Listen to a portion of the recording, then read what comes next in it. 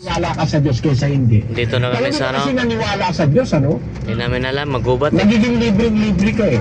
Ito kang No? manok. Hindi ka nasusunod sa Ito utos. kang manok na to dito Hindi kasi sa naniniwala sa Diyos. Ang Diyos ang may sabi. Hatimunan. Mahalin mo yung nanay mo, tatay mo. Sabi Hatimunan, ng Diyos Quezon. yun. Sabi ng Diyos, iibigin mo yung kapwa mo parang sarili mo. Sabi ng Diyos, huwag ka raw magnanakaw. Huwag mong kukunan ng hindi mo asawa. Eh, mas mabuti nang maniwala ka sa Diyos dahil hindi ka gagawa ng masama. So, after all, pare-pareho lang naman tayo eh, di ba? Yun ang sagot ko sa'yo, kapatid. Ano po, na-appreciate ko po yung sagot niyo, Brother Eli. So, salamat po. Pero,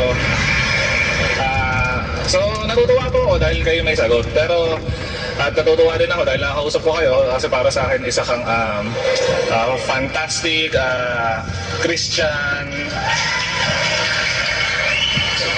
celebrity.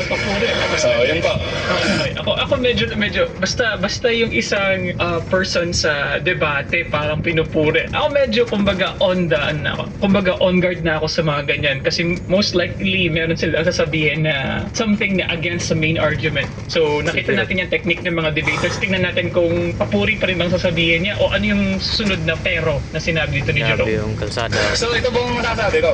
Ayoko po na i-take nyo na blasphemy yung sasabihin ko. Pero sana po mas nag-aral kayo bago kayo sumagot sa akin. Ano po? Kasi po, una po sa lahat, yung sinasabi niyo po regarding sa evolution, tapos sinabi niyo po puro katangahan yung pinapaniwalaan ko po.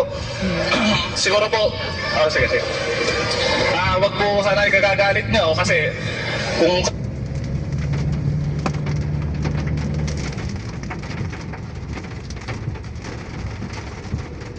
Yung wiper sa likod ay ano talaga, yung gumagana palagi. Diyan ko lang din kasi wala pag sinabi ko katangahan nyo sa inyo, eh nababastos din naman po. Pag sinabi katangahan yung pinapaniwalaan namin. So, ganito lang po yung i-explain ko. Ano po? Bali, ignorant kayo pagdating po sa evolution. Ayun na masasabi ko. Kasi po kami pinag-aralan po namin yan. 90% po ng mga scientists, kahit po research nyo po, na ang evolution po is a fact na. So, i-explain. Okay, wait a minute. So, anong 90%? That's a very strange na statistic. Anong basihan mo sa pagsabi niyan?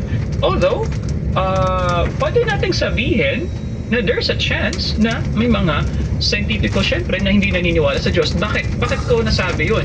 Sa ating current situation ngayon, di ba, ano ba yung mga bansa na may mga pinakamararaming scientifico? Pag sinabi kong scientifico, sabihin natin na mga leaders ng kanilang field, most likely sa mga Western countries, European countries, most likely mga sa Japan, kunwari, o sa Amerika, o sa Europa. So nung sinasabi ko, kung bibilangin natin yun, yung mga leading scientists na yan, so sa mga lugar na kasi na ito, actually ang reliyon ay hindi popular. Okay? Hindi siya naging popular na ngayon kumpara dati. So, most likely, merong basehan na majority, 50% plus 1 ng mga scientifico ay hindi naniniwala sa Diyos. Dahil nga sa kanilang upbringing, sa kanilang kultura. Sa Japan, for example, marami doon sa kanila ay hindi naniniwala na merong Diyos. Tingin ko po yung regarding po dun sa unggoy, yung sinasabi niyo. Kung totoo ang evolution, bakit tayo may unggoy pa hanggang sa ngayon? Ayun ang tinatanong nyo lagi, na lagi ko na nadidinig. So ito po ang sagot po doon.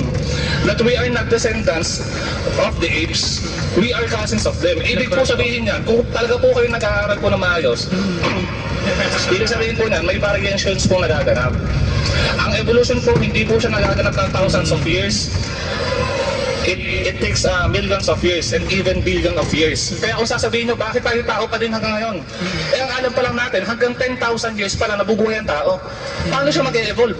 Eh million of years na po. Ano ba? So alam ko po, hindi nyo pa po alam yung tungkol po doon. Ano ba? So ang regarding din po sa Bible ay 10,000 or basta maybe 1,000 of years lang po ang mundo. Hindi ko lang po alam kung ano po yung pinapaniwalaan dito sa dating daan. Pero po kami, 4.3 billion of years na po talaga ang mundo. So, explain ko lang po, nasagot ko na po yung sa tungkol po sa unggoy na we are not descendants of them, we are cousins of them. Sana po nag-aral po tayo. So nagigets ko yung sinasabi niya dahil ito ay something na pag-aralan ko rin. Now, personally sa aking own